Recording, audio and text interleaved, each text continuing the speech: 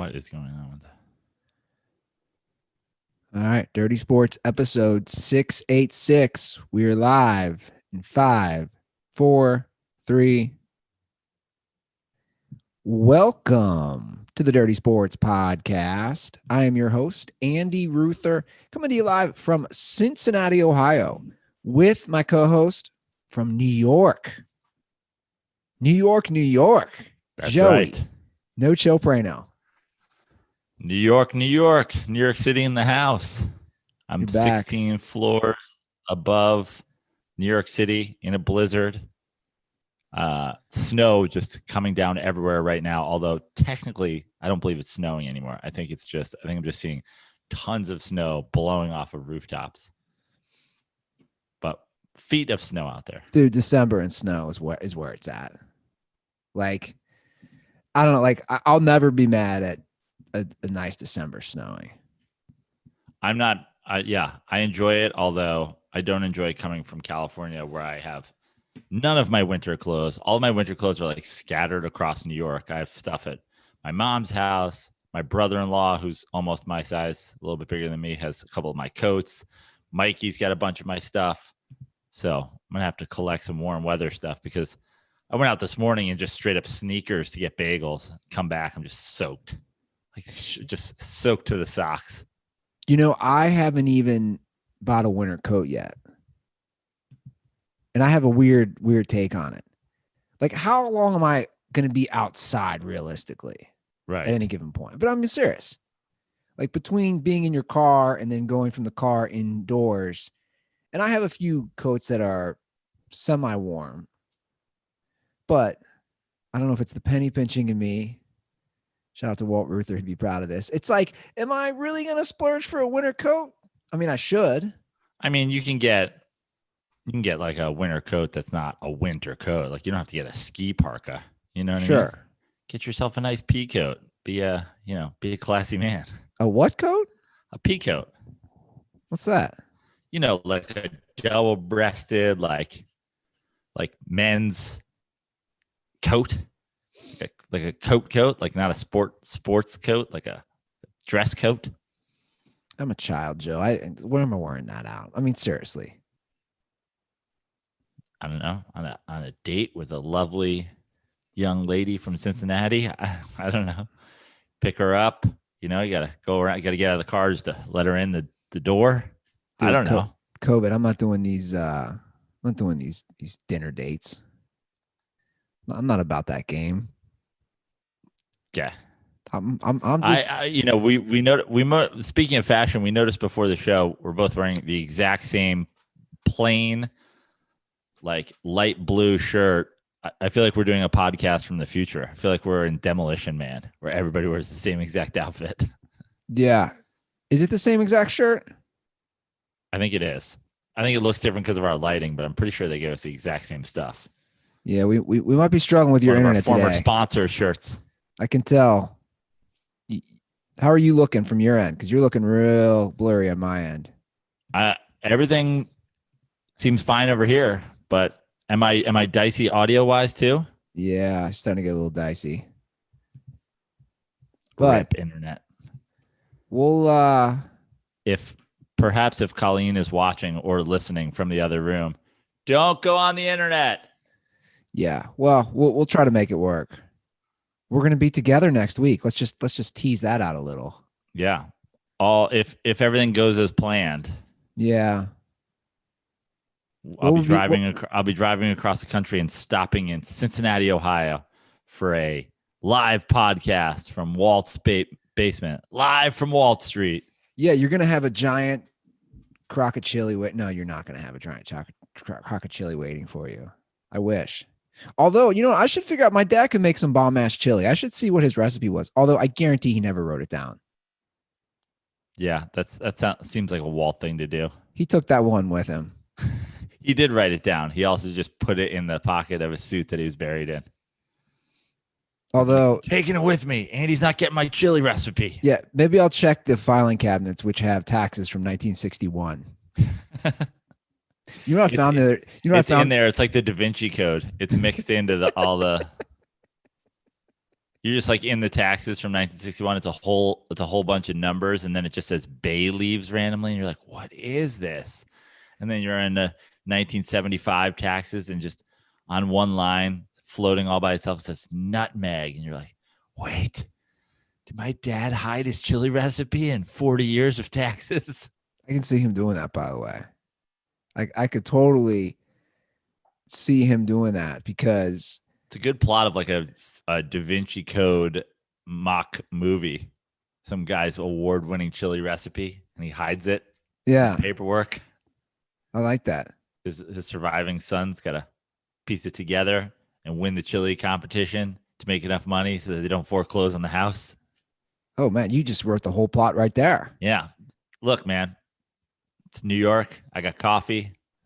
Ideas are just firing. It must be good to be back. It's nice. I mean, the good thing so far, I really haven't done anything. Yesterday, I just went to my sister's and saw my new baby nephew.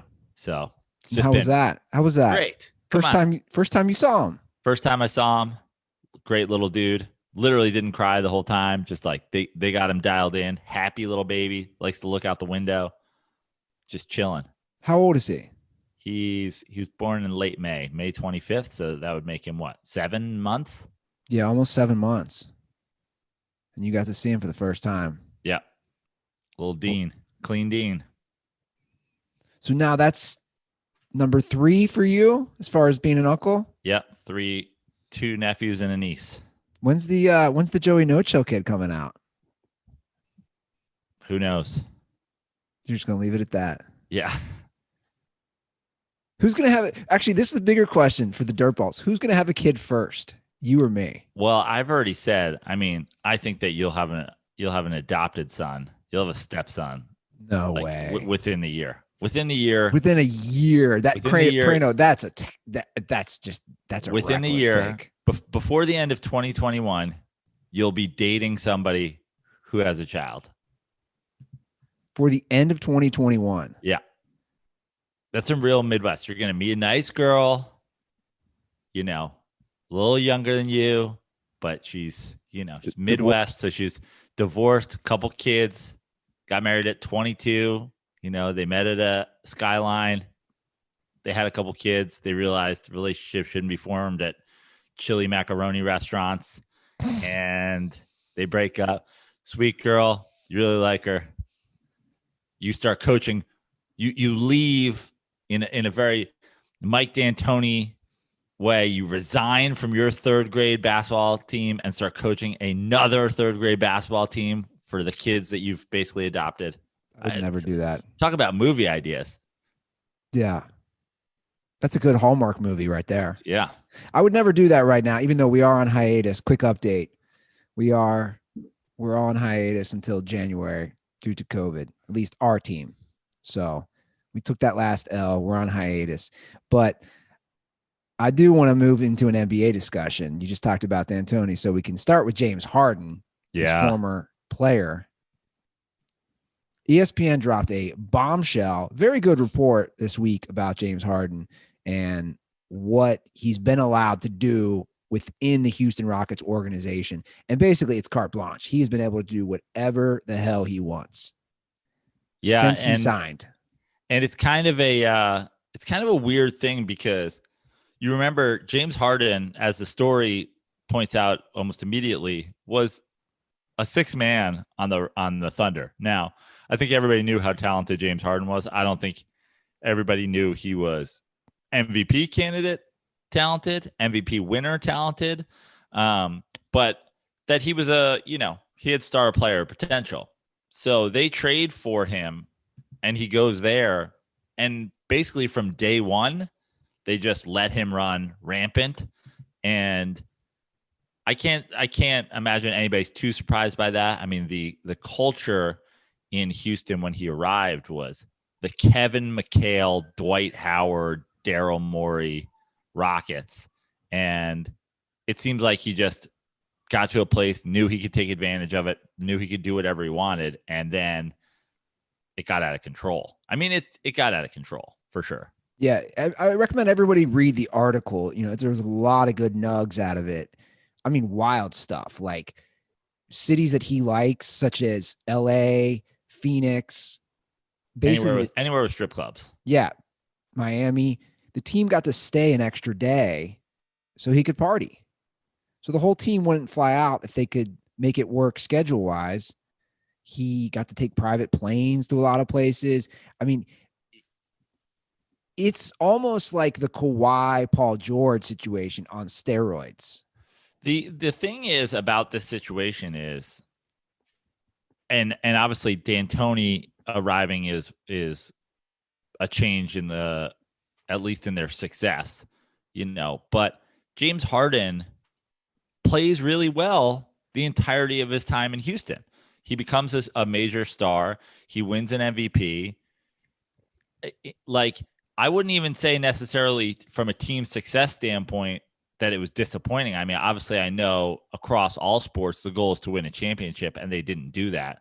But really, again, like, you kind of can't hold like them at fault for losing to better teams, at least, in Western Conference Finals, whatever. Like, my point is the entirety of James Harden's career in Houston is successful for him and for Houston.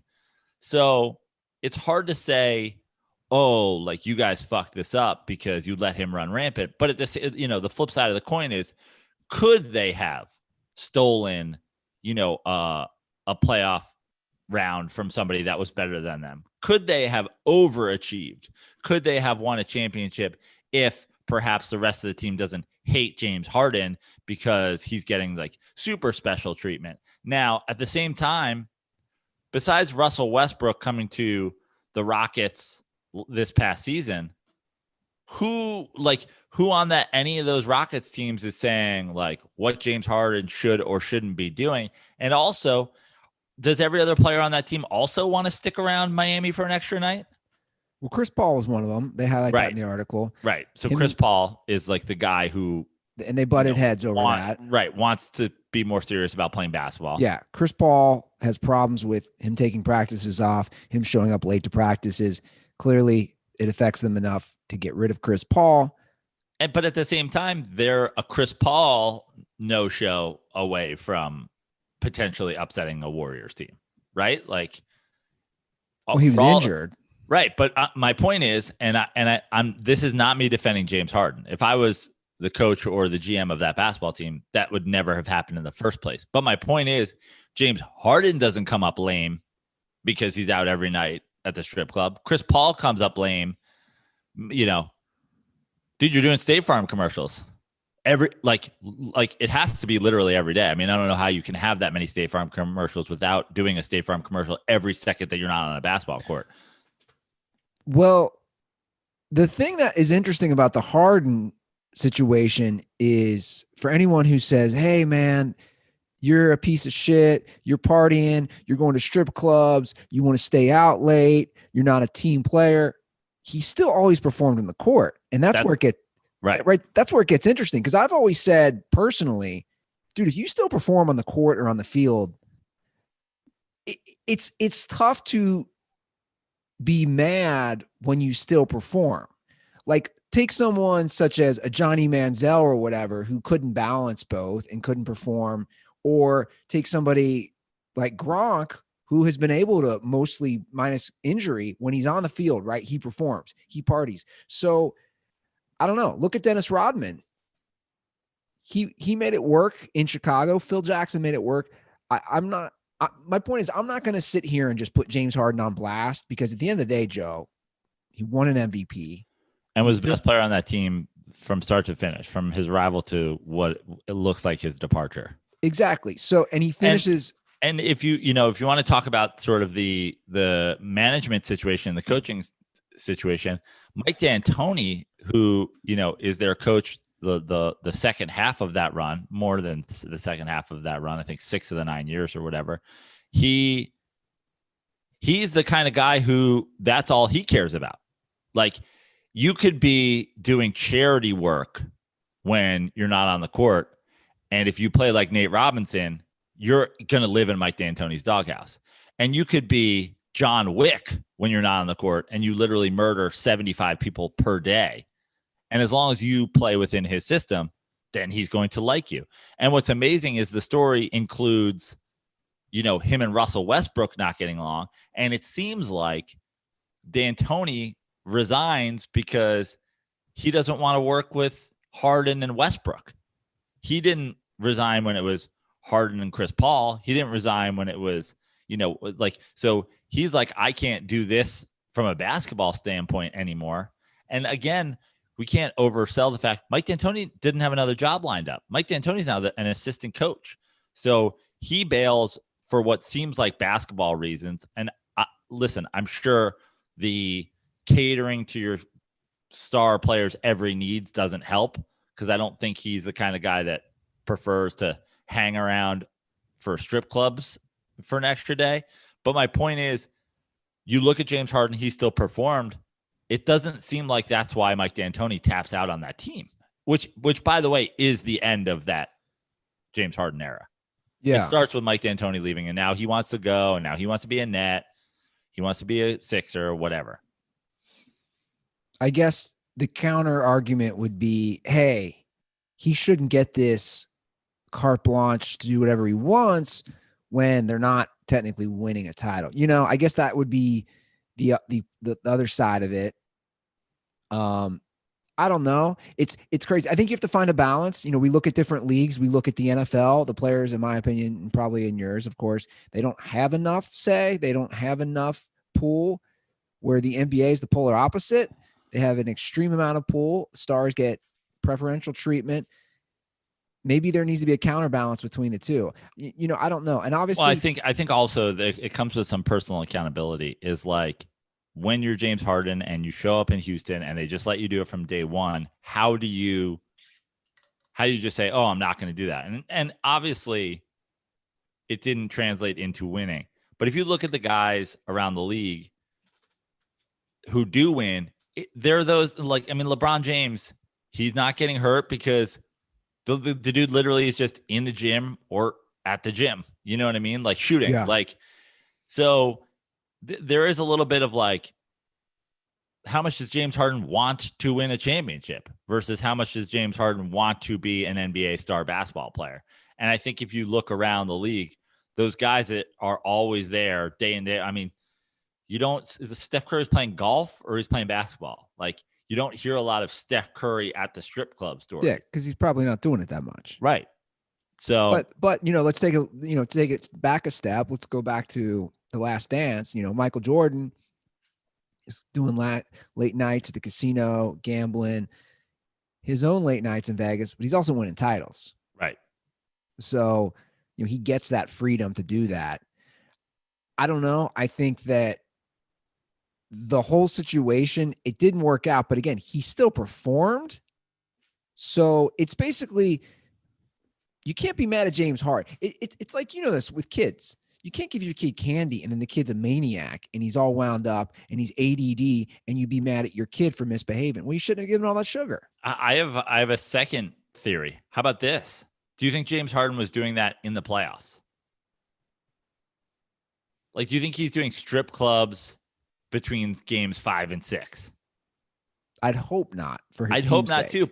But if you look at it, James Harden dominant during the regular season. If there is any, hole in his resume, it's a couple of big choke performances. Maybe James Harden is a superhero who gets his powers from the strip club. Maybe not getting lap dances is his kryptonite. Maybe the dude needs a strip club to perform, because in the playoffs, he's had some big, I got to imagine before game 7s, James Harden wasn't going to the strip club. Meanwhile, game 7s are the only time James Harden fully no-shows in basketball games. So he needs the strip clubs. James Harden is powered by strip club chicken wings. Man, that's a crazy power to have. That's not a power I'd ever want. Have you ever eaten food at a strip club? I've never done it. No, I don't believe I have. The only thing I did close was we were at Larry Flint's Hustler Club in Vegas. I don't know, 10 years ago, 9 years ago, a quick day trip with my buddy. We were watching football on Sunday. We ordered pizza to the strip club and we're eating pizza at the bar. I've eaten food prepared at a strip club because there used to be a comedy show at a strip club in New York where they literally put a wall up in the middle of the room so that they could like Giuliani made it where like every strip club had to be like 40% not a strip club. And all the strip clubs were like, this is the dumbest rule ever. Okay, this half is a cigar bar. Okay, this half is like a massage parlor. And one place was like, okay, this half is a comedy club. And they just it was literally just a strip club with a wall up, and half the strip club, instead of on stage strippers, was comedians. And pretty sure I ate food at that comedy club one time. So you did eat at a strip club. So basically. Actually, I haven't been to a strip club in a minute. I'm trying to think the last time I went to a strip club. When's the last time you went to a strip club? Ball State? That might be it for me. That's 4 years ago. Yeah. 4+ years ago. Has it been that long? I'm going to have to think about this. I think strip clubs are great to just watch, people watch. Like, I'm all about people watching. Oh, no. You know what? I went to a strip. I was like thinking about like my girlfriend made me go to a strip club in Bridgeport, Connecticut. With DirtBalls. With DirtBalls. Did we go with DirtBalls? Yeah, because I think I heard stories that like some of the Buffalo and upstate New York guys were like incapacitated, right? Oh, that was at a bar. Oh, they were just incapacitated at a pub. Wasn't I'm not going to name but it. It was the same trip. I'm not going to name names, put anybody on blast, but wasn't there a dirtball like lying on the floor? Yes. Of a bar. Dirtballs get lit. I believe, if I'm not wrong, that those two dirtballs slept in their car in a covered parking garage in Bridgeport, Connecticut. 315 crew goes hard.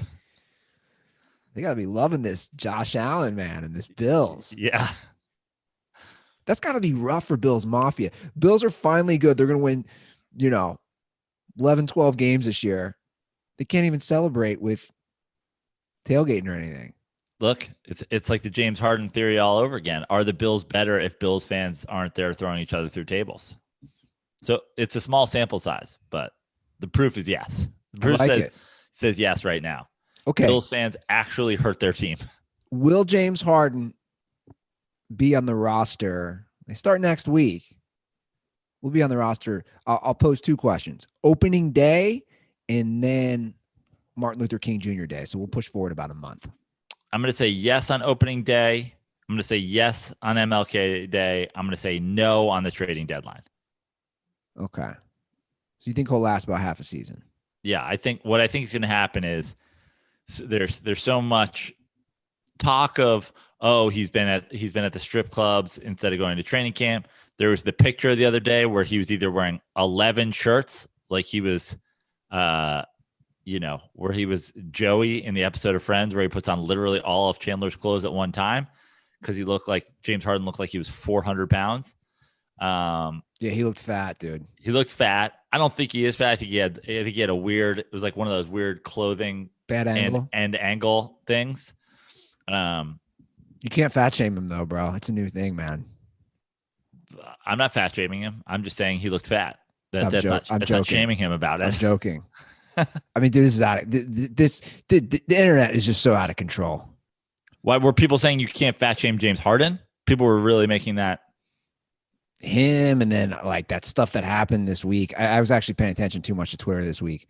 That thing happened with Lizzo and her diet, her cleanse diet, and fat shaming, and it's just, for the record, if you're obese, you're unhealthy. That's a medical fact. There we go. It's a fact. So any fat people out there who want to say, hey, I'm healthy and I'm fat. No, you're not. You are literally unhealthy and it's not good for you. So you're health shaming them. You're not fat shaming them. Sure. Whatever you want to call it, Joe.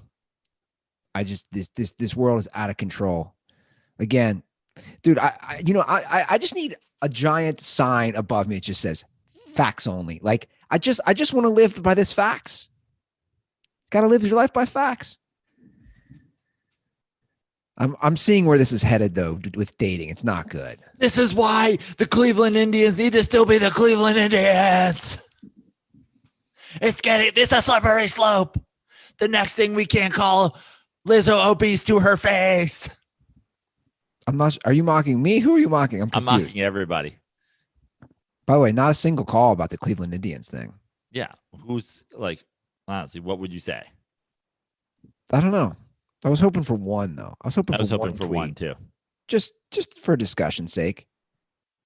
I did watch the Cleveland Cavs Game 7 2006 NBA title game last night. Okay. What a great game that was. Like, I forgot, for some reason in my head, I felt like the Warriors were up double digits in the second half and the Cavs came back. I forgot that it was just so back and forth the entire second half. You're saying 2016. Yeah, sorry, what did I say? 2006. Sorry. Yeah, 2016. That was a great Game 7. They were re-showing on NBA TV. Oh, it was incredible. What a great game. I was in Norfolk, Nebraska watching that game in a hotel room. I remember exactly, like, what a game. Insane. It's fun watching that game too, because you see, like, take Kyrie, and Kyrie was great that game and went off in the third quarter and obviously had a in the fourth quarter. But it's crazy to see how well they made it work as a team with him, LeBron, all the other, the supporting cast. They all had their moments in that game, from Tristan Thompson to J.R. Smith to Kevin Love. They all had their moments. But what's crazy is I see Kyrie there, and then now let's think of present day, and I say, dude, you had a system. You made it work. You still got yours. Why would you ever leave that situation? Because he wanted to be the star player on the team, and he had an opportunity to do it. He embarrassed himself. They moved on from it, and now he's doing that. Now he's, I mean, you talk about, like, he didn't go back to his ex, but he basically went back to his ex. Now he's Kevin Durant's sidekick. Yeah. No, you're right. Like, all it took was 2 seasons of him trying to be the man. And he was like, you know what? I cannot be the man. I'm not the man. And it was terrible. But take that game. There's moments where he is the man. As far as he's taking over, like that game, he takes over. I believe he had 12 points in the third quarter. But that's the point, Andy, is it's when you're in that situation, when you're in that role, it's no risk, high reward to go off, to take over a game. When you are the man, living and dying, the entire team living and dying by your shots, it holds a lot more pressure. Sure. And it just seems like Kyrie Irving is not cut out for that whatsoever, because it's also not about scoring. It's about leadership and everything. And if he's the best player on your team, you're worse. Every single person, shout out to Devin Springfield, every single person, all you Boston Celtics fans, all you shitty NBA fans all you casuals, feel free to get my mentions and apologize for, me, criticizing me saying that. Kyrie Irving can't be your best player. The end. Yeah. And he knows that. And he's not the Nets' best player. And he went running to the second best player in basketball after being the sidekick to the first best player in basketball. Now, he's in Brooklyn now, and LeBron's in LA, instead of both of them being in dumpster fire Cleveland. Just from a city upgrade purposes, they're both thriving. So maybe it worked out in the end for everybody. LeBron has another title. Kyrie Irving has learned something about himself. He's not meant to be the star player of a basketball team. Maybe everybody's in a better place. Maybe they needed that breakup. Well, our next story, someone who is going to remain where he's at. I was surprised by this. Giannis signed that 5-year max deal. So 5 more years with the Bucks. Obviously, great regular seasons. For some reason, they shit the bed in the playoffs. Do you like this move for him? I like this move for the NBA. I like this move for a small market. I think it's cool when a small market retains a player. I love that about LeBron and Cleveland. I like this here because all the big cities and the teams with money always get the players.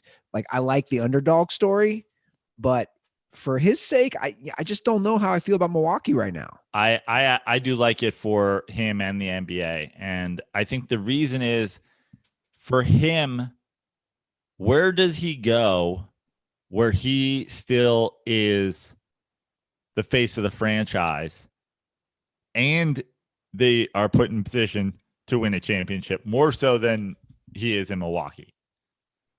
Like, he's a young guy. He comes over, as a teenager. He's the face of the Bucks.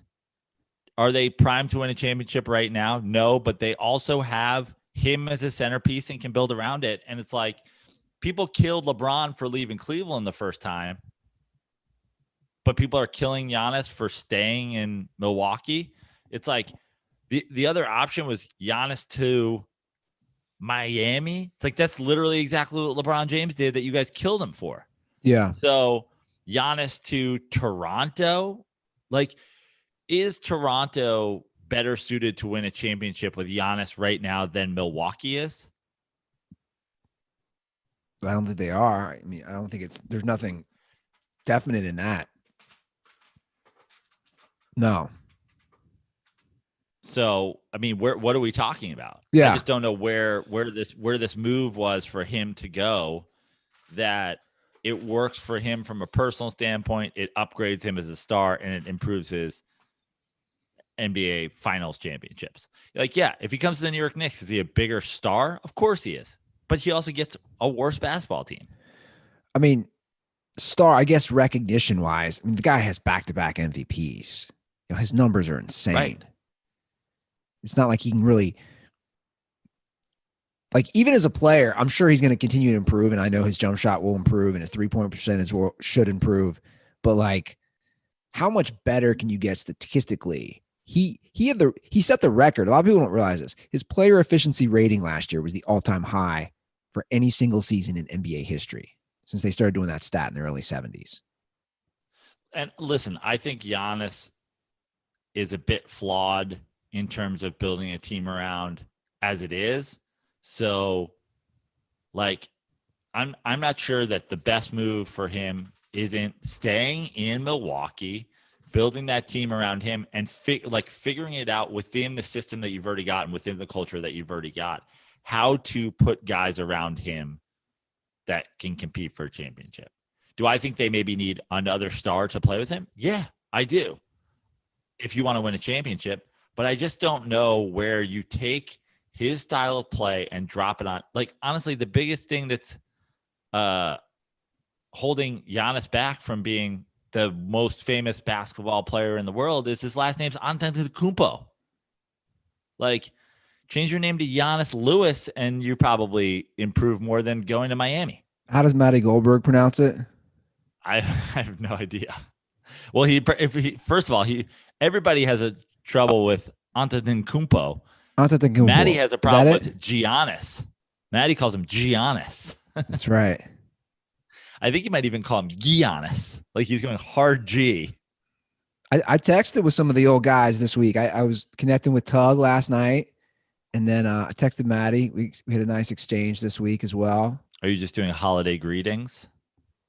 Yeah, I'm not. I didn't leave. I didn't leave Los Angeles and just did. I'm not like bye forever. I'm not pulling that game with my old friends. Yeah. Plus, I want to get these guys back on the show. You'll hear. We got.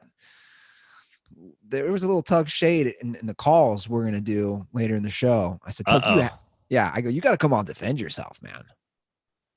Like, you got to stop. Listen, that was the thing, and I'm going to dance around this as carefully as I can because I know there's a pending lawsuit with Golfgate. There's only so much I'm legally allowed to say right now. But again, I wasn't trying to throw shade at Tug as much as I was trying to say, hey, much like, and I even said this on the show, I was like, much like what we're calling Watergate 2, the Arizona flooding situation, there's a lot of opposing views on Golfgate, a lot of talk from this side, a lot of talk from this side. I just wanted to lay out that I felt like I was in the middle of a golf scandal, and I was trying to set up a, sharing of everybody's views so that Tug and Andy Lass, everybody could have it out. And I thought it was also great for dirty sports content. Guys, come on and talk about what's going on. Yeah. And instead, just the thought of talking about it. I mean, that blew up in my face, and now legally, I cannot legally say anymore.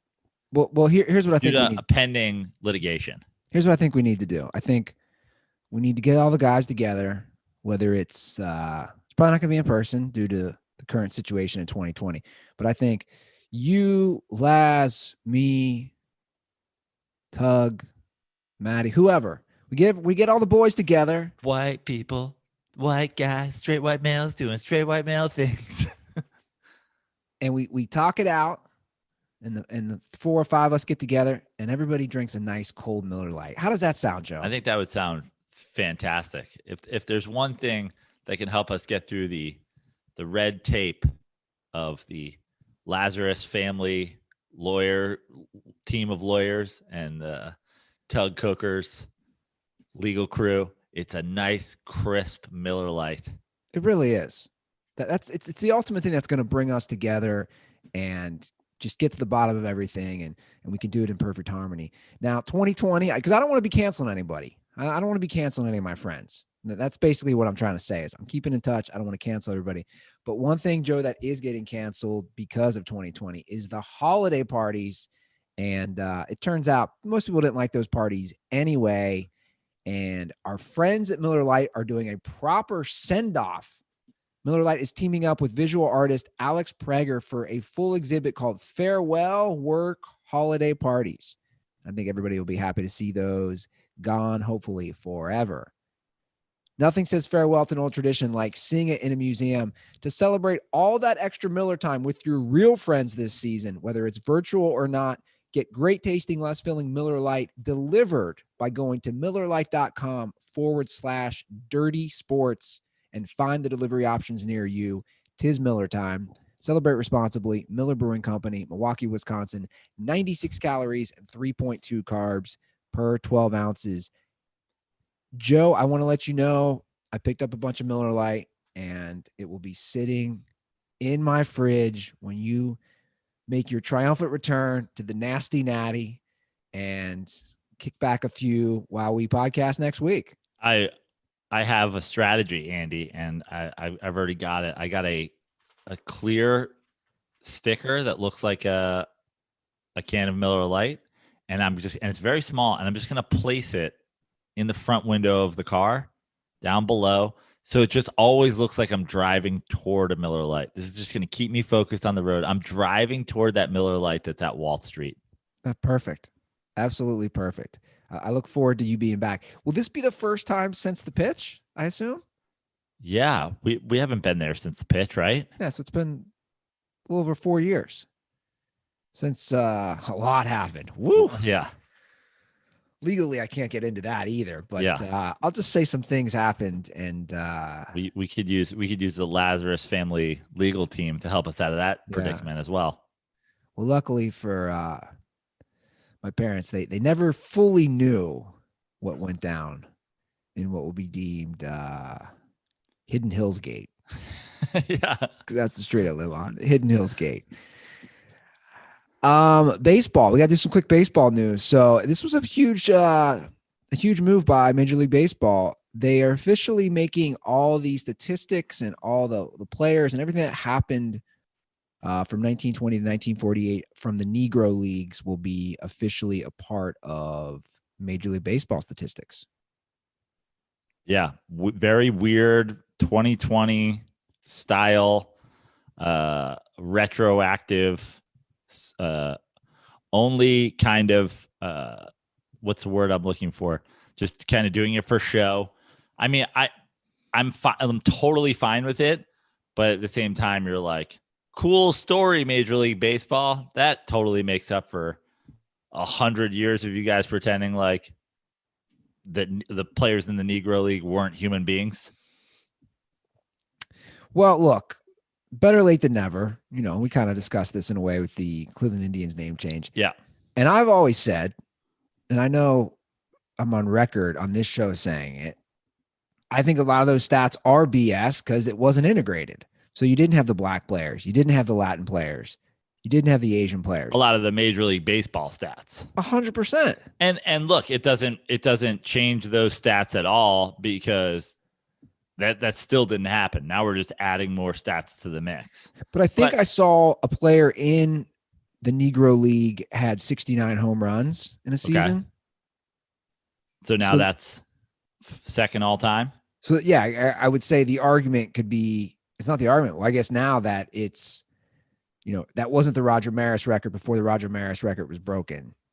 Right. I dig it. See, yeah, I'm totally cool with it. I am not one of those. See, baseball fans and baseball nerds in particular hold on to the stats and the numbers. The other thing with baseball, I think baseball is the sport where those statistics mean the most. But we're now very, very far away from the Roger Maris home run race, like, which I think would be the biggest kind of single statistical season with like everybody's eyes on baseball because of whatever. Like, we're now through that record being broken multiple times because of steroids. We're now on to the DH, where guys are just literally hitting and not playing the field. We're now on to shifts. We're now on to, different amounts of games. We're talking about like the Babe Ruth era. He's playing all his games during the day with like foul balls that curve, around the pole being foul ball. Like, there's so many different rule changes that we're such a long way away from it that at this point, comparing guys from a season to season basis is almost like ludicrous. For going back from, the Babe Ruth to Roger Maris is one thing. The Roger Maris to Mark McGwire is another thing. But from Babe Ruth to Mike Trout, it's almost an entirely different game. Come on. Like, it's the same thing I do with basketball, or it's the same thing we do with football. You got to do it with baseball too. Just, you really can't compare eras because it's stupid in a way. But if we're going to compare eras, just look at a picture of Babe Ruth. Come on. Just come on. You mean tell me that guy had the record for all those years? Look at the guy. He was a fat slob. Facts. He was obese. Facts. Cigars are bad for you. Facts. All those pork byproducts. Factually, he was a sick person. I'm just going to say, factually speaking, he was an unhealthy man. Factually speaking, I look at, Barry Bonds and Mike Trout and you name it, Hank Aaron. Like, come on. Don't like this. I'm not sure putting a needle in your neck full of human growth hormones has good, solid long-term residual effects, but I guess it's too early to tell. I'm gonna start having your head grow 5 sizes like the Grinch's heart at age 34. Maybe not good for you. I'm gonna start cycling so I get stronger to do yard work. Okay. I'm gonna be the guy who's just handling wheelbarrows left and right in the neighborhood. You gonna start doping? Just start doping. Yeah, doping for the yard work. That's what I'm saying. I don't play any pro sports. I thought you were talking about riding a bicycle to get better at yard work. I was like, yeah, that'll help your legs too, I guess. No, I mean like the guy who can just stack the wheelbarrow and lift logs. I don't know, whatever you do out here, right? Sure. You want to do some yard work with me next week? Yeah. Have at it. Why not? It's gonna be a quick stay, Joe. It's gonna be a tease. Quick turnaround. I'm coming to say hello, to have a few Miller Lights, to do a podcast, to get some rest, and to get back out on the road. It's a quick trip. It's a rest stop, and I appreciate it. And when will you be back in California? A little bit before 2021. You want to say goodbye to the year 2020 at home. Who knows if things are get worse in 2021. So yeah, I think like the 30th. So I live in the Midwest. Your girlfriend's family's from the Midwest. It's like, is there any part of you who's like, hey man, all signs are pointing Midwest? Well, just saying. You left, she left, you returned under dramatic circumstances. We haven't given up on Andy Ruther becoming a full-time, chili eating, Applebee's regular. Like, I think there's still hope for you. I don't think we've lost you to the Midwest entirely. We'll let you get this out of your system. When restaurants open up and you're like, are we doing Applebee's again or one of the 2 chili spots? We're gonna see. Nope. We'll see how long you last. No, man. My new jam is Kitchen 1883. That's where I go. Is that like a medieval times thing? Do they only serve 1883 era foods? No, it's actually like, here's really a turkey leg. You'd actually love it. It's good, healthy food. They're a client of my brother's at Cisco, and it's classic Midwest. It's right next to a nail salon, and an Orange Theory, and a Chipotle. You know, What's an Orange Theory? Orange Theory Fitness. Like it's in a, like Okay. a strip mall kind of place. Got it. Well, that's very California too. That's something that I never experienced one time in New York. Like restaurants that are like halfway decent being in a strip mall. Yeah. The first time I was in LA, people were like, "Hey, we're gonna go to the sushi spot," and it's like you said, there's like a nail salon and there's like a 7-Eleven in the same thing. I'm like, what? I went to a place. I'm ready to make this claim. I made the claim as I was eating it. So I went and got tacos the other day. My buddy, after we went golfing, took me for tacos, literally in the same parking lot as a nail salon and a 7-Eleven. I had the single best tacos of my life, like far and away. What part of town? It was in like the Harbor City area, like kind of down like San Pedro-ish, Harbor City. We golfed at Harbor Park, and then we went to this place. I'm going to pull it up because they were ridiculous. It was like Golosos. What does that mean, Andy? How's that spelled? You took Spanish. Goloso. Tacos El Goloso. They make something called Tacos Dorados de Birria. They're tacos, soft tacos filled with like. That's a bold claim, Joe. Best tacos ever. Best tacos I've ever had. And it's not close. I was like, these are the best tacos I've ever had. They come with like a consomme that you dip them in. But they're also fried on the grill after. They're soft tacos. They're filled with the meat and the cheese. And then they're like fried, like flipped and fried on the grill. Oh, I started following them on Instagram and I told we're sitting there in plastic chairs in a 7-Eleven parking lot. And I'm like, these are the best tacos I've ever had in my life. And he was like, yeah, they're pretty good, right? Like, I thought you'd like them. I was like, dude, this is insanely good tacos. Well, the good news is it's the best tacos you've ever had. The bad news is that place will be closed in 2 weeks. Oh, if this seems like a place, these guys, listen, the border wall didn't stop them. I don't think COVID will. You know, COVID. These guys are warriors. These guys came with their great grandparents' tacos de birria, whatever recipe in a knapsack through the deserts of Arizona. They're going to be okay. That's what I could use, a good taco, man. I haven't had. Oh man, we will literally take a ride down to this place when you get. We'll see if you've ever had better tacos. Yeah, I'll be curious. I love me some tacos. Let's do something a little different. Let's do calls now, and we can get to our NFL picks to wrap up the show, like the last 20 minutes, because we got a few calls today. Guys, the hotline is 310-359-8365. If you want to leave a message, have a question, you name it, we're here. And I love it when we hear from the Dirtballs. All right, let me change up the system here real quick, and we will get to calls. All right, let's start off with an NBA-related James Harden call. What's up, Joe? What's up, Andy? Corbin from Colorado here. Watching some Sports Center this morning, and they're talking about all the James Harden trade talk, you know.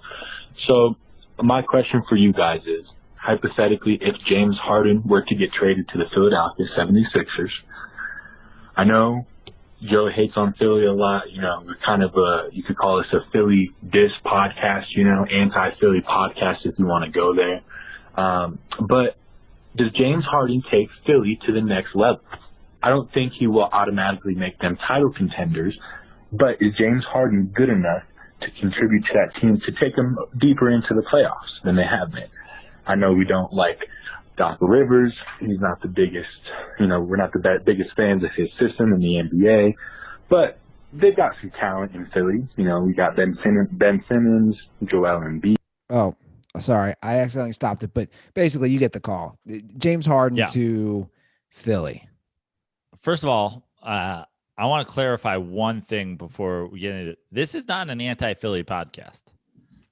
I'm not even an anti-Philly person. The years. Whoa. Hold on. Let me explain. Over the years, have spoken about how I have no ill will toward the Philadelphia 76ers. And the reason is The issues I have with Philly fans are the trash garbage people who root for the Eagles and the Phillies. And that is because they are a superhero made up of some of the worst parts of the world that all come together and meet at Eagles and Phillies games. Now, that being said, it ain't the black people. It's terrible white racists. Well, They're on, garbage Joe. people. Joe, come on. So hold on. No, listen, I have been to Philadelphia 76ers games, and it's like urban comedy night. Like, they are appreciated by the NBA fans. I mean, the kind of people who I hate about Philadelphia are the people who I wouldn't watch. James Harden, he's exactly why I don't watch basketball. All the traveling and I mean, I just remember when the Pistons were playing hard-nosed basketball, and James Harden caring about black lives. It just sickens me. So listen, I'm actually over the years been kind of pro 76ers. Like, I'm into the 76ers being good. Dude, we're coming up on 7 years in the show, which is crazy. But of all the cities, I don't even want to talk about the teams. Of all the cities that you have trashed the most, it doesn't even come close. You have literally destroyed the city of Philadelphia. But I'm saying it is Eagles and Phillies fans. Like, I actually enjoy the city of Philadelphia. There's some culinary things that are nice. Look at this backtrack. You're backtracking. No, this isn't backtracking. I say this almost every time I trash. You have not said nice things about Philly. You haven't said nice things about the women there, the city in general. It's the Eagles and Phillies dumpster fire fans that give the entire region a bad name.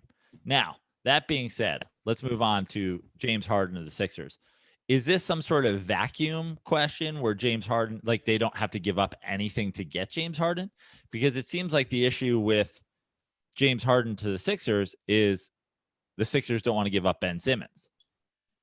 So does James Harden and Joelle Embiid have more playoff success than Ben Simmons and Joel Embiid? Yeah, probably. Yeah. Do I think James Harden and Joel Embiid with Doc Rivers as a coach is a better fit than Ben Simmons? Yeah. I actually think that the Ben Simmons Doc Rivers pairing is going to be very bad for Ben Simmons' career. I don't like that potential for him. Now, in some sort of vacuum where they get James Harden and don't have to give up one of those guys, or do they give up Embiid? The bottom line is adding James Harden to that team makes them better than they have been. Yeah, I agree. Doc Rivers doesn't make them that much better than they have been, but they haven't been that successful. And also, you're in the East, like, yes, I guess in some sort of vacuum where you keep Simmons and you keep Embiid and you add James Harden, yeah, they're better. How could they not be better? Sure. Now, does that make them a contender? No, I don't think it does. Yeah, I wouldn't put them at a contender either. And I think having Doc Rivers makes you not a contender. Sure. And much like my issues with Philadelphia are with their fans, Doc Rivers, nice guy. He's the opposite of Philly. It's like, nice guy, great dude, terrible basketball coach. All right, well, let's get to another call.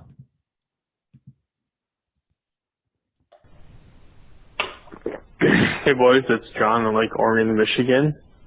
Questions for Ruther. As a fellow Ohioan, I'm wondering, how do you feel about Drew Carey? He is obviously the first to took over for Bob Barker on Price is Right, which is epic in its own right. Plus, he had some time on Whose Line Is It Anyway, which was decent at times. So I'm wondering, what do you think about Drew Carey, Ruther? And condoms are for Tug Coker for putting a gag order on Prano for his golf outing shenanigans. Spill the truth, Tug. Stay. I appreciate the call. I'm glad that you pounded an entire bottle of Xanax before you left it, by the way. Remember how we had a rule? No, you couldn't make a call while laying down. Yeah. I think we need to specify you also can't make a call while hanging in a closet upside down like a bat. Like what? Like what? What the fuck was that? It sounded like he was upside down. Your facial, by the way, your facial features is exactly what I was when I listened to it the first time. I was like, who? Oh, Drew Carey. Yeah. And then also he goes, Drew Carey, Price is Right. He goes, He Drew didn't mention Carey, his own whose line show. is that? He doesn't mention the Drew Carey show, which opens with like a Cleveland Rocks theme song. Yeah. Yeah. He's probably younger. Dude, Drew Carey had a popular sitcom named after himself. When was that? 90s? Yeah. It ran for at least 5 seasons, right? Oh yeah.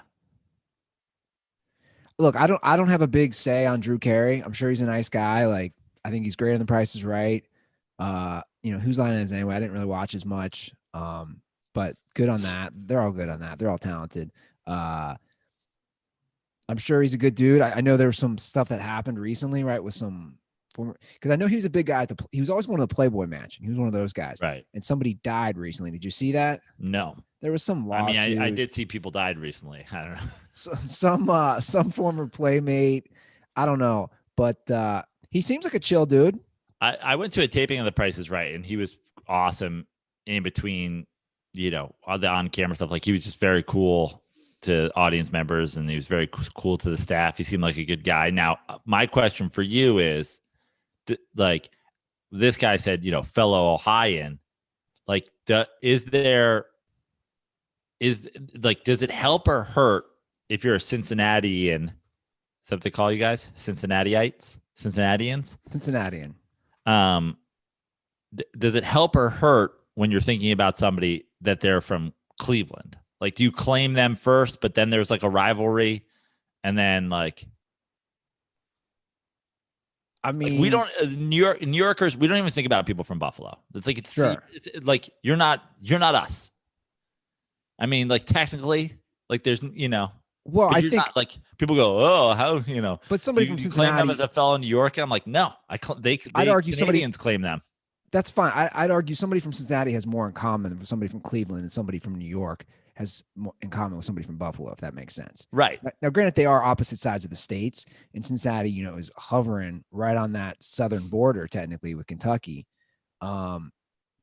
We'd probably claim Ohio first, but there's a shred of truth to what you're saying. You're like, oh, he's from Cleveland, like, other side of the state.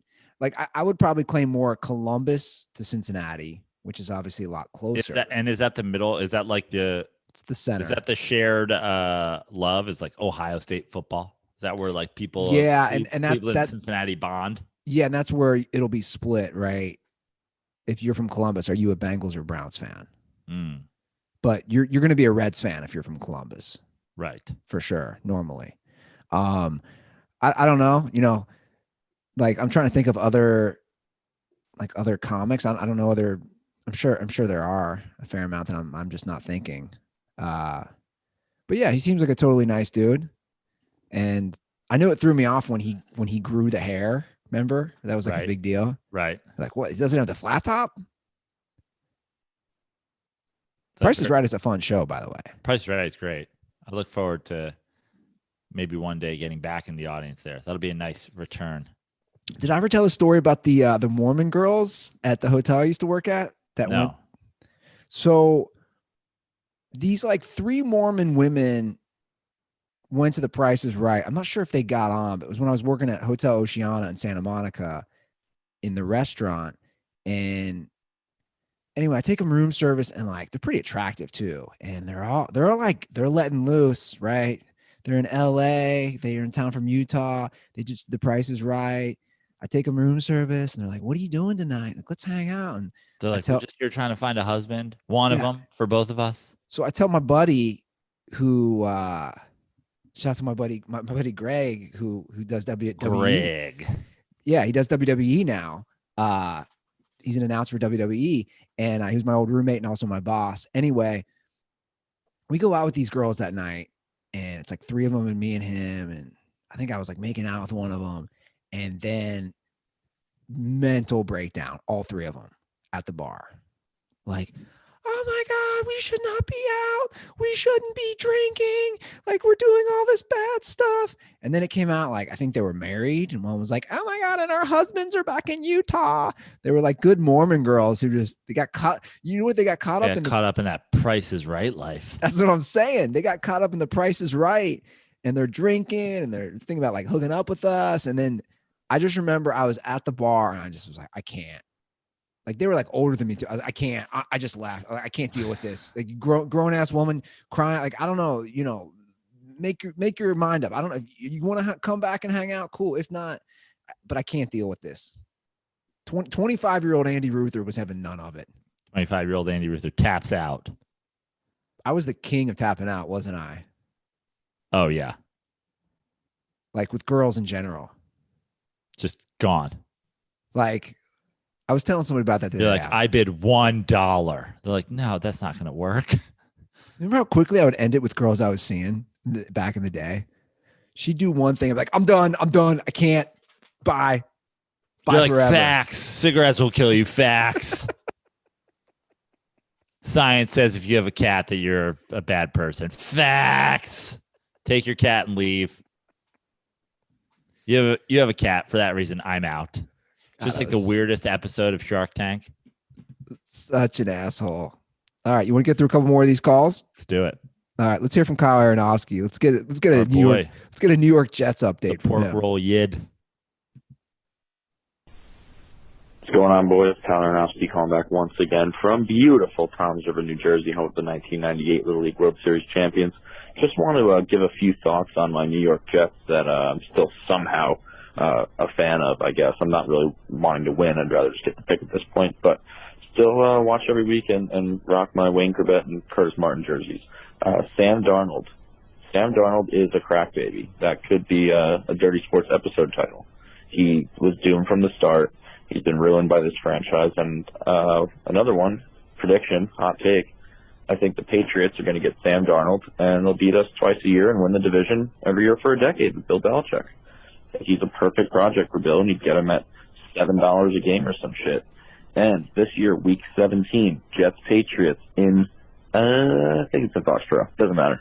But I think Belichick is going to throw that game to give the Jets one or maybe at that point 2 wins. So they, at that point, would not get the number 1 pick if the Jags lose out. I think those are all pretty likely things to happen. Let me know your thoughts, boys. Condoms are for the Patriots.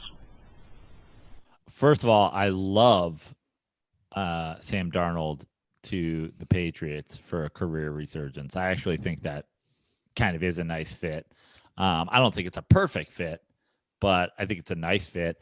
And that would be very Belichickian to shove it to the Jets. Like I wouldn't be surprised also if,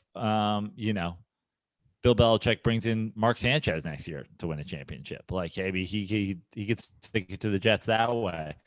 But I actually kind of low-key like Sam. You remember my prediction was Sam Darnold to back up Goff in L.A.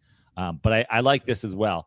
My one issue with this call, who are the Jets beating before Week 17? Yeah, I got the Are the Jets winning a 1 game before Week 17? And I also think, by the way, Bill Belichick isn't worried about the Jets getting Trevor Lawrence. I just think, if it was a question of, Belichick loses and somehow the Patriots get in the Trevor Lawrence mix, maybe. But I don't think Bill Belichick's worried about the Jets getting Trevor Lawrence. He'd probably be happier that the Jets get Trevor Lawrence than other teams getting Trevor Lawrence, because he's like, cool, can you imagine another team that's competent being built around Trevor Lawrence, and then I got to deal with them in an AFC Championship game? I do like the idea, though. Like, that's very Bill Belichickian of losing a game. So, just the idea. But I see your point. I think that's a good point, too, of Trevor Lawrence. If the Patriots aren't getting Trevor Lawrence, you're kind of like, damn, where does he end up?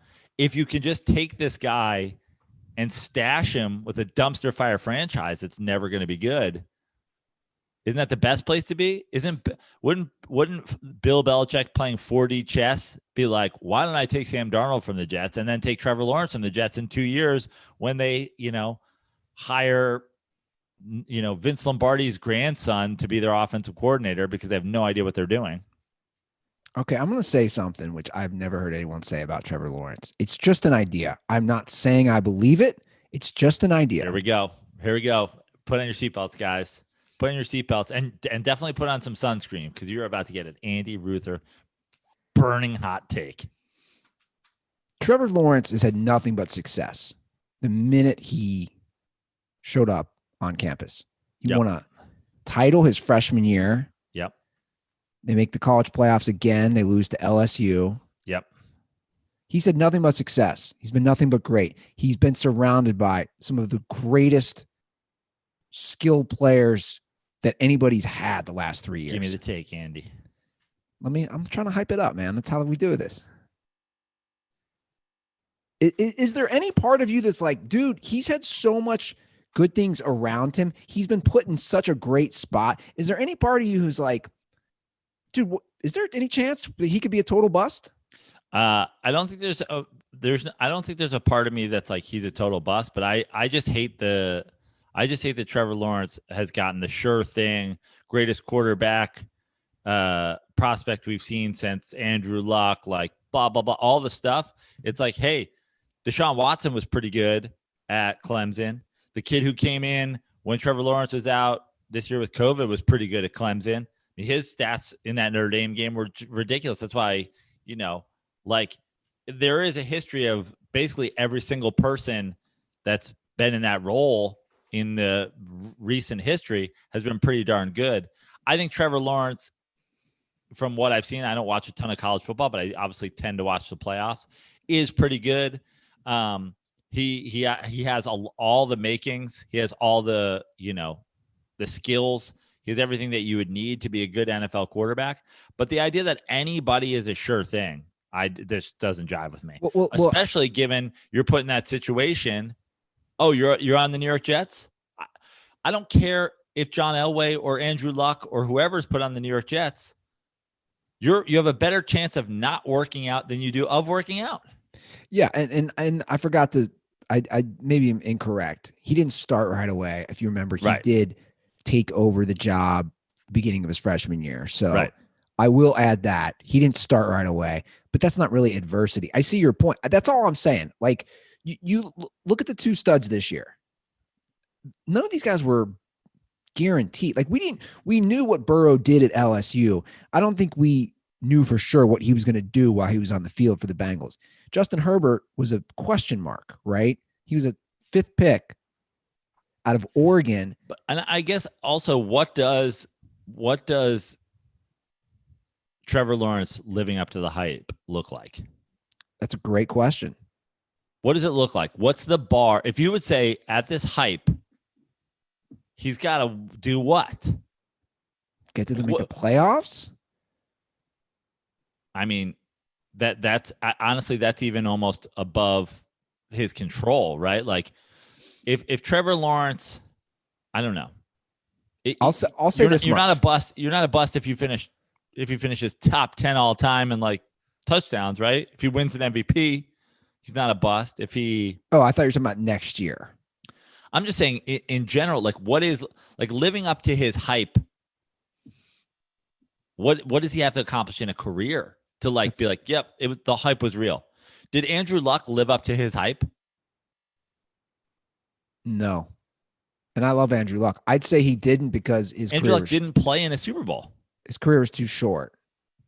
Exactly.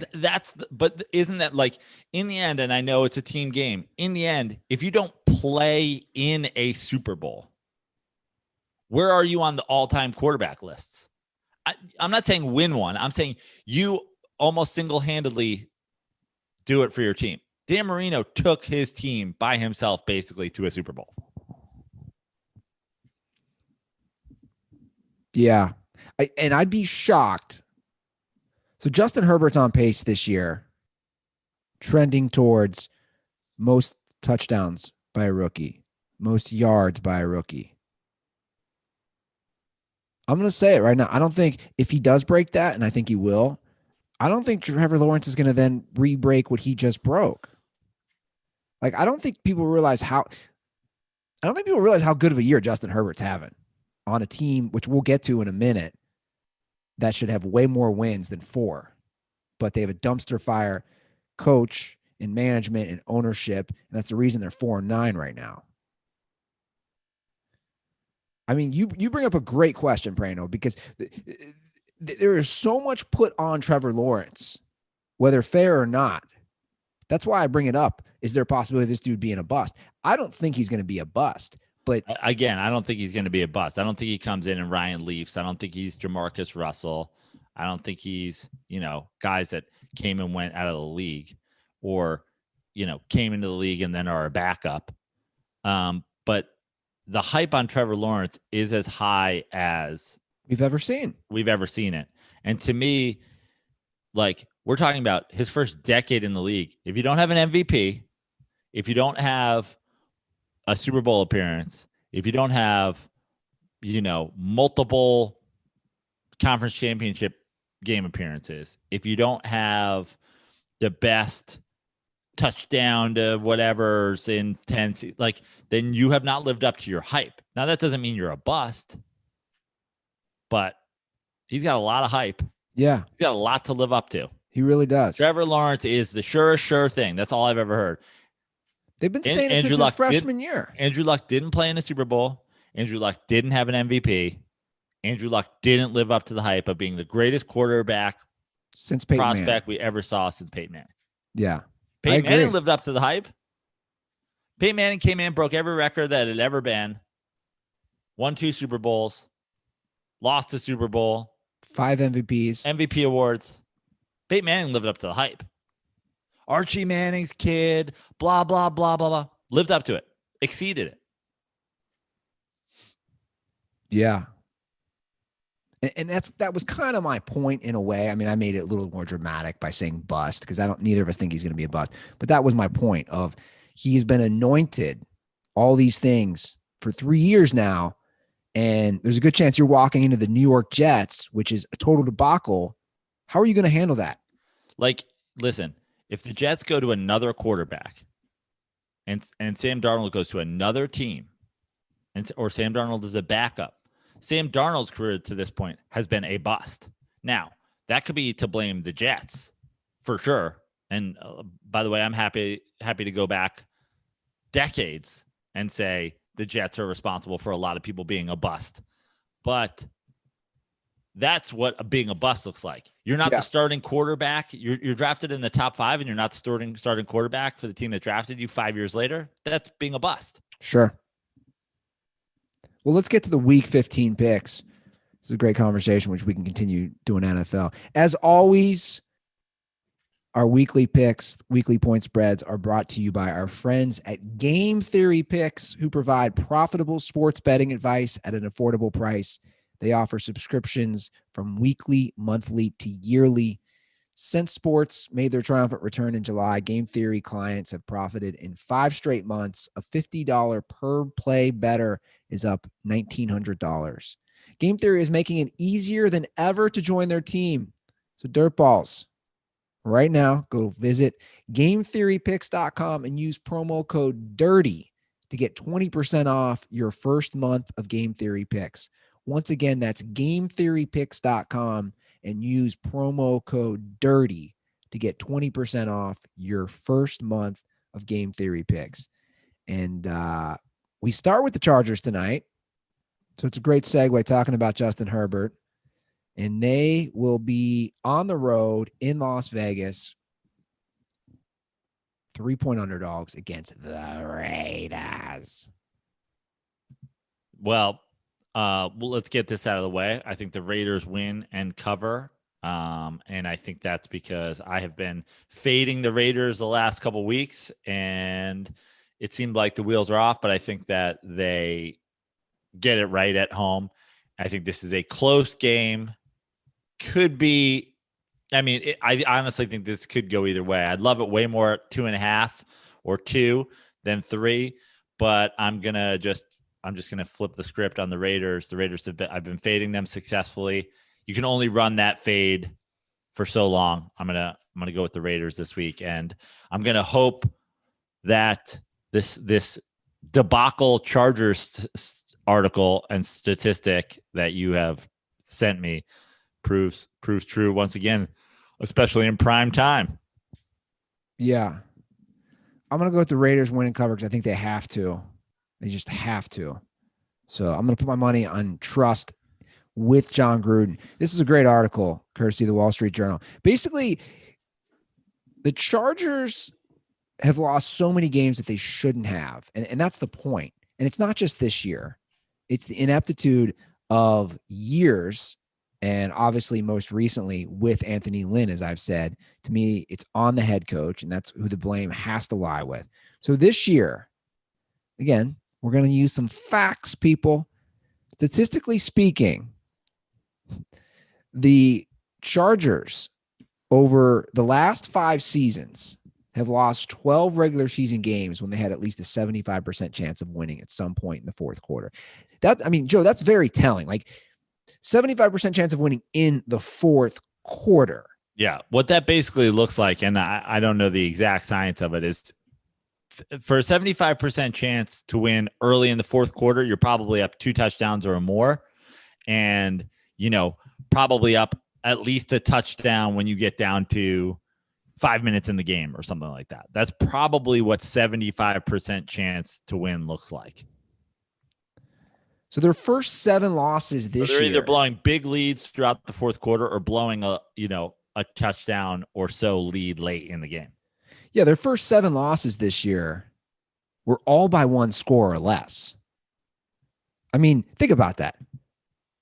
If you flip those 7 losses and just say 3, the Chargers are a playoff team. I mean, it's like they're this close. I don't think people realize that. And I've watched all their games. I think they're a fun team to watch because of Justin Herbert, and they also have a decent defense. Yeah, like they're this close to being good, but they've been this close. What's very telling about this article, again, this is the last 5 seasons. None of this would surprise you. So these are teams that have blown games. Well, I'll say when you list this, there's actually only one team that does surprise me, and that led me to like a secondary hot take, but go ahead. So this is the list. These are teams since 2016 who have blown games in the fourth quarter when they've had a 75% chance. And now let me just say this. As you listen to this, think about which of these teams either have bad coaches or just like a carousel of coaching. Like almost none of these teams have consistently at least decent head coaches, except one. Number one. Or do they? Chargers. 12 times they've done it in 5 years. Number 2, the Detroit Lions. 10 times they've blown. Bad coaches, multiple of them. Atlanta, number 3 at 9 times.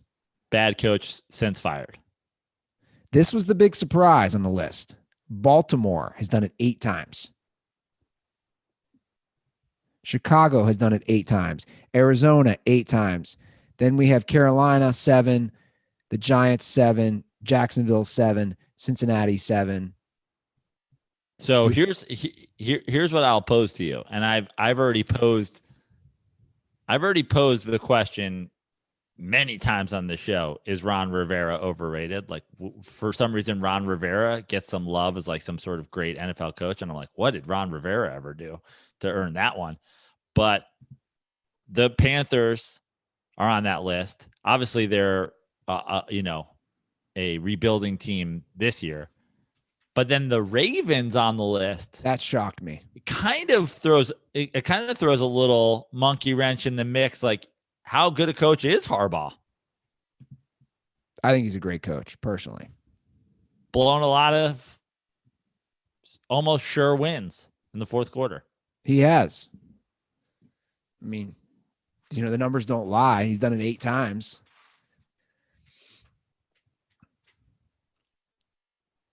But I think overall, I like Harbaugh a lot. They're always in the thick of things. His record speaks for itself in the playoffs. How many times has he made the AFC Championship?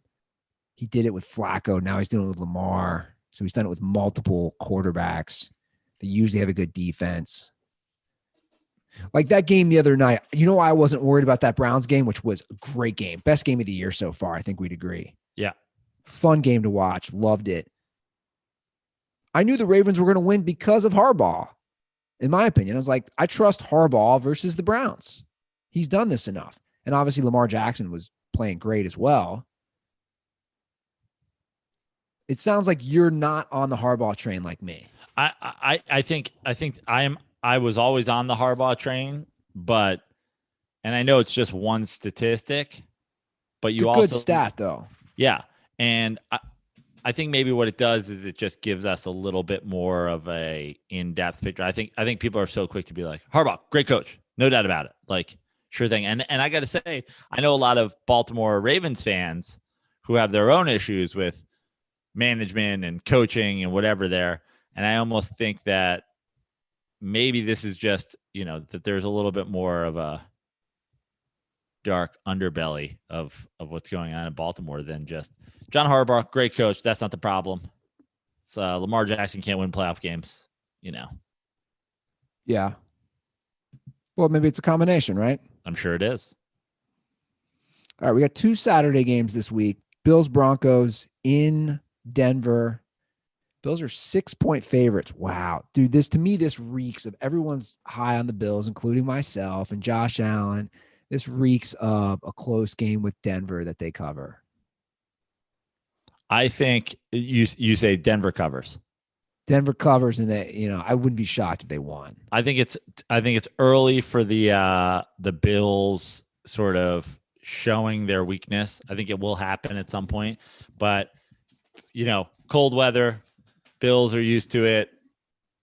I think that they take the win over the Steelers, they build on it, and we don't see the sort of the holes in their armor until a couple weeks from now.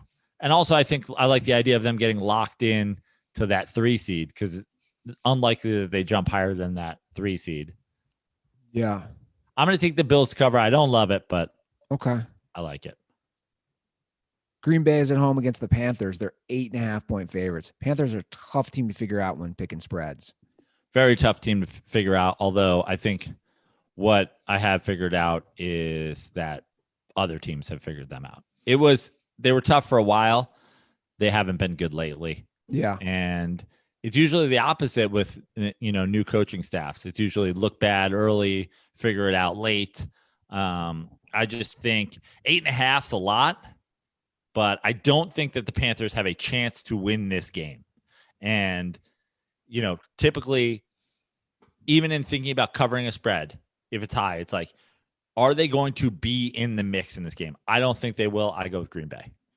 Yeah, I agree. I think Green Bay's locked and loaded right now. They're rolling. I think Aaron Rodgers has an MVP he wants to win. Yeah, I think he does. And I think, I said I'm being a little biased. I'd like to see him get one more as his career is starting to wind down. By the way, if you're the Packers and you know that basically you've got the end of this Aaron Rodgers run, do you move Jordan Love this season and then draft another quarterback in the first round to reignite the fire? Ooh, is this just a strategy you go with? Just draft your quarterback every year in the first round. Yeah. Trade up for Trevor Lawrence. Have him sitting there. Wow. The ponytail on, just staring at Aaron Rodgers.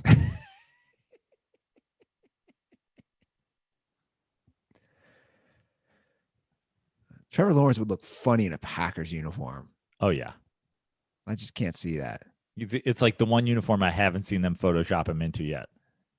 I'll be honest. I think he's going to look funny in any NFL uniform. Yeah. Maybe it's the hair. I don't know what it is. I think you should go with pigtails. I agree.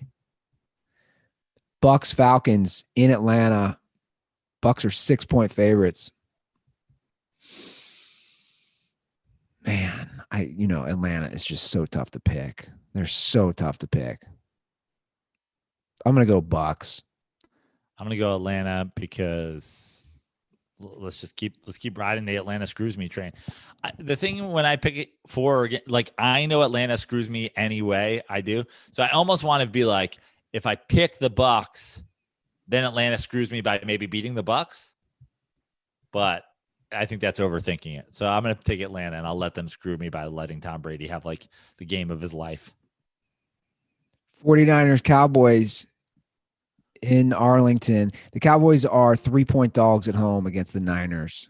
To me, this is crazy. I don't understand how the Niners have been abysmal lately. Yeah. I'm going to go Cowboys. I'm going to go Cowboys, even though it's to me normally I would say everything is so obvious. I'm going to go the other way. I just don't know how the Niners are favored in this game. You got at some point you got to trust that when you make a line in your head, if it's completely flipped, you got to trust it. I mean, favored. They're favored. Yeah, on the road. Lions travel to Tennessee, where the Titans are 11-point favorites. Wow. I'm gonna go I'm gonna go Detroit. What did Tennessee? What was Tennessee's game? Oh, they blew out Jacksonville, right? Yeah. I'm gonna go Detroit. And the guy on the Lions played with a fractured throat. What is that story? That's the wildest thing I've ever heard. I'm not even really sure what that means. I read. I don't know what it means. A fractured trachea. He couldn't talk the whole game. Basically, he was Vince. Rest in peace, Vince. Just a fractured trachea. Dude, football players are badasses. Yeah. You see this story. They are modern day gladiators. You see this story and you think this guy played an entire game with a fractured throat, which we don't even know what that means. They truly are modern day gladiators because just like the Romans, if you can't compete, the NFL just murders you. Just like, we never want to hear from you again. Your contract is up. You're dead to us. Goodell literally going. So this is still never discussed for some reason. You know, the new collective bargaining agreement, they still don't get lifelong health insurance. And I believe that collective bargaining agreement goes for another 10 years now. Yeah. So it's not even on the table, Joe. It's not, you see this story about this guy playing with the fractured throat. It's not even on the table for them to get health benefits. All it is you basically get, if you play 3 years, you get retirement. Yeah, it's horrific. Dude, it's sad. So my little brother was telling me he's got a new patient who played 5 years in the NFL, D-line. I think he played for the Steelers. He doesn't have a knee. Literally doesn't have a knee. His knee was so jacked up, and he played in the 80s, and they replaced it with some titanium knee, which then was all jacked up. So he walks in a cane and can barely walk, and he's in his early 60s. My little brother's like, it's the saddest thing ever. He's a nice guy. Yeah. But he can't work. No health benefits. I don't understand how the players, they just agreed to this new contract. I don't understand how they're allowing this. Well, because there's no league without them playing. Because the NFL is like, people don't care. They'll show up and they're rooting for laundry. You mean nothing. You're so easily replaceable. People don't care about you at all. In fact, if you ever take 1 second and argue that you deserve anything, the majority of our fan base will say, fuck you, bye. How dare you ask to be treated like a human? So they have all the power. It's just mind-blowing. You can't go play. And I mean, at least in basketball, these guys, you can make a full-on living going and playing in China. A lot of money. Yeah. In the NFL, that's your one and only chance to play football. Yeah. And they go out of their way to keep it that way. But we care, Joe. Dirty Sports cares. That and $3 will get you on the subway, as they say. Well, we can start a revolution, Prano. We're going to start it from the basement. All right, let's move right along here as we get through some of these games. Texans, Colts. Indy is a 7-point favorite. Texans really laid an egg last week. Yeah. I'm going to go with the Texans anyway, even laying an egg. The Colts looked great last week, but division game, 7 points in a division game. I'm going to go with the Texans. Yeah, I'm going to follow your lead. I'm going to go Texans as well. All right, Pats Dolphins in Miami. Miami's a 3-point favorite. They need to avenge this early season loss, which they did have against the Patriots. To me, this is a no-brainer. I think that the Dolphins defense is good. 3 points is more reasonable for a division game. This is essentially why I picked the Texans on the last spread. It's like the Dolphins might be better than the Patriots, more greatly than the Colts are better than the Texans, but it's a AFC East game. They're like, it's a 3-point game. Great. I'm going to take the Dolphins. Yeah, I'm going to take Dolphins as well. All right, Bears Vikings in Minnesota. The Vikes are 3-point favorites. Bears put up a ton of points last week out of nowhere. Too little, too late, probably. If you were, who would you rather be a fan of going forward? Would you rather be a Bears fan or a Vikings fan? Who do you think has more potential for, like, who's going to be more successful first? I'd rather be a Bears fan because of history. I don't know. I mean, that's a lame reason, but moving forward, I don't know. I don't know either. It's a tough call. Honestly, I'm not sure either are set at head coach. I know neither are set at quarterback.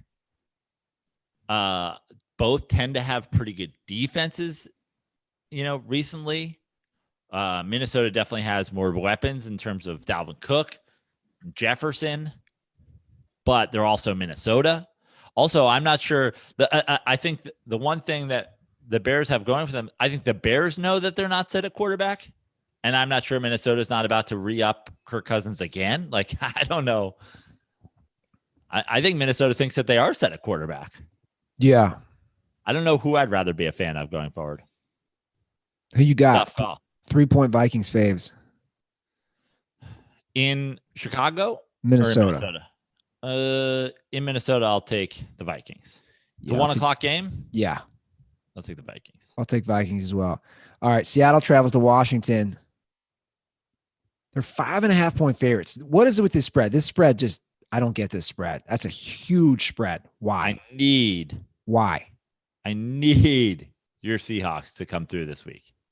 I mean, I need them to come through. They need to win this game. Why is that spread so big, though? What are we missing here?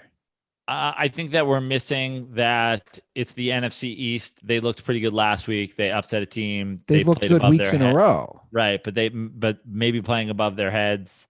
They live on running the ball. The one thing Seattle can do defensively is stop the run. Washington is not going to pass effectively.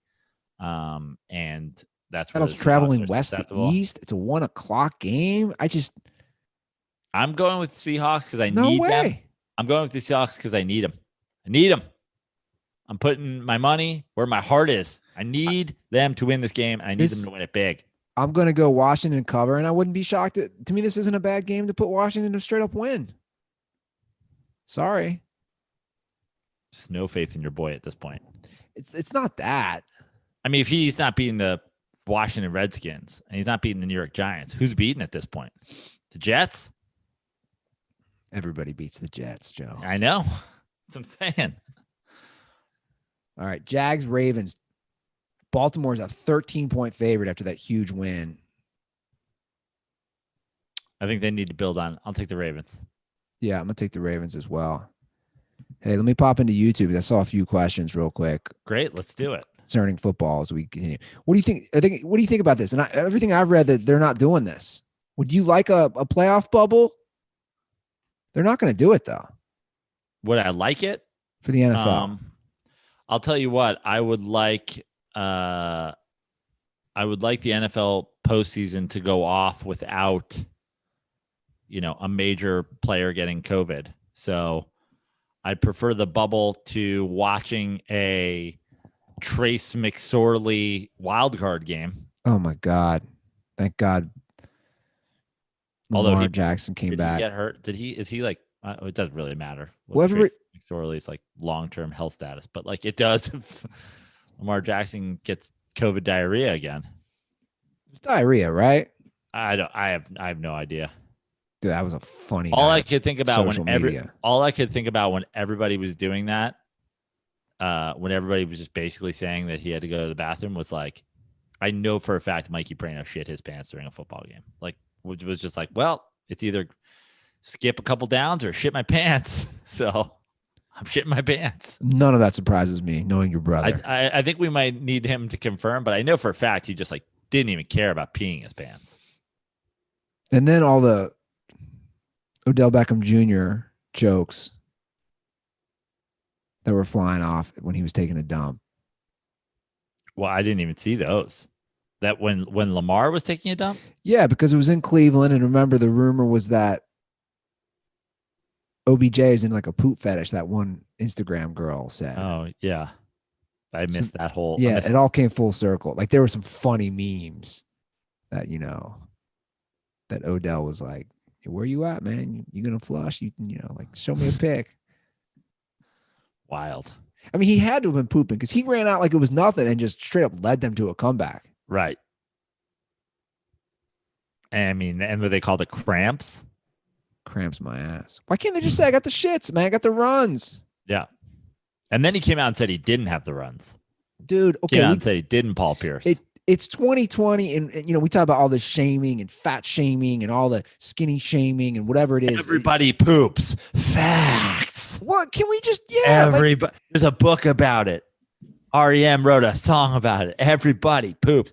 Facts. Can we just accept that we all take dumps? And I'm probably a little more open. No, not probably. I am more open than anyone ever that I've met to talking about it, especially with ladies. Like, it's cool. We all take dumps. But for them to lie and say, you don't go back to the locker room when you have the cramps. At least not to my knowledge. Say I had the runs, man. I ate some chili dogs or something up in Cleveland. Yeah. I ate at the finest dining establishment that Cleveland has, and now I have explosive diarrhea. Yeah, not a good vote of confidence for Ohio. Okay, Jets, Rams, big spread. I'll take the Rams. I'm going to take the Rams. Just enjoy the stacks of money betting against the Jets. 17.5? Yep, let's go. I'm going to take the Jets, although I did that last week and got burned. All right, Eagles, Cardinals in Arizona. The Cards are 6-point favorites. 6, too high. I'll take the Eagles. I think it's a coming back to earth game here for. I think it is as well. Jalen Hurts. I'm going to go Cardinals. I think it's coming back to earth. I don't think the Eagles win this game, but 6 seems crazy. This will be a fun one, Joe. Actually, it depends if Drew Brees is playing. Chiefs, Saints in New Orleans. KC is 3-point favorites. I am going to go Chiefs. Yeah. Actually, I don't care who's playing. Chiefs all the way. Yeah, I'm with you. I saw ESPN post that this is like up there for highest combined winning percentage of two teams this late in the season. It's like historically high. It's like top 5 in modern era or something like that. So really, really good matchup of two good teams. I don't like the Saints' ability to keep up with the Chiefs if it's Taysom Hill.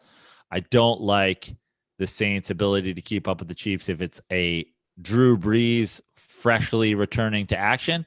Basically, unless Jameis Winston's starting, I like the Chiefs running away with it. I'll take the Chiefs. Yeah, me too. And that was sarcasm, if anybody was wondering. Yeah, I know that. All right, Browns, Giants. Cleveland's a 5-point favorite. Freddie Kitchens revenge game. Yeah, so Freddie Kitchens is calling the plays. Yep. Colt McCoy potentially starting. The Browns getting browned by former Browns coach, former Browns quarterback. Freddie Kitchens, Colt McCoy, Jabril Peppers. Revenge game. I've got the Browns. I've got the Browns to cover. I'm going to do it with the Browns. Yeah, I got the Browns as well. I was rooting for him on Monday, by the way. Tough loss. God damn it! I hope I'm wrong. The Giants need to get a win and a Washington loss at some point to pull back into first place.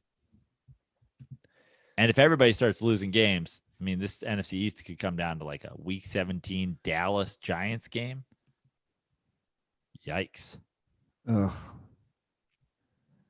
Well, Monday Night Football is a stinker this week. Steelers, Bengals. Hey, come a day early. We can go to the game, Joe. Ooh. It's actually not a bad call. Sorry, dude. I'm not Monday doing Night Football in Cincinnati. it. I refuse to do that. All right. Well, then I won't come a day early. Yeah, I'm not supporting that fascist regime of Mike Brown. Yes, I said it. Fascist. So are you saying you're anti-fascist? Are you Antifa? Did you just admit to being Antifa on our show? Maybe You're I did. Antifa. But you wearing the same. You're Antifa. You wearing Antifa. You wearing the same outfit as me also makes you Antifa. Guilt by association. I mean, yeah. The only thing is, I was under the impression that if you wear black of any kind, then you're Antifa. So I wear a lot of black as is. I thought I was out of my Antifa garb for the day. I wear a lot of black too. I've tried to sign up for Antifa. Can't find a website. Can't find a membership. I don't know. I don't even know how to join Antifa. Apparently it's really easy, but I can't figure it out. You saying it doesn't exist, Joe? I am saying that. It exists. That's a discussion for another podcast. Yeah. Don't toss around reckless claims like that. That Antifa doesn't exist? Yeah. There's no way of getting into any Antifa group at all. But yeah, I mean, I agree that a bunch of people wearing black and hating the government exists. I'm just not sure that there's a meeting. I don't know if there has to be a meeting for something to exist. Bengals, Steelers. Let's get back to the matter at hand. One of those, I mean, both black-based uniforms, probably both Antifa. One is black head coach.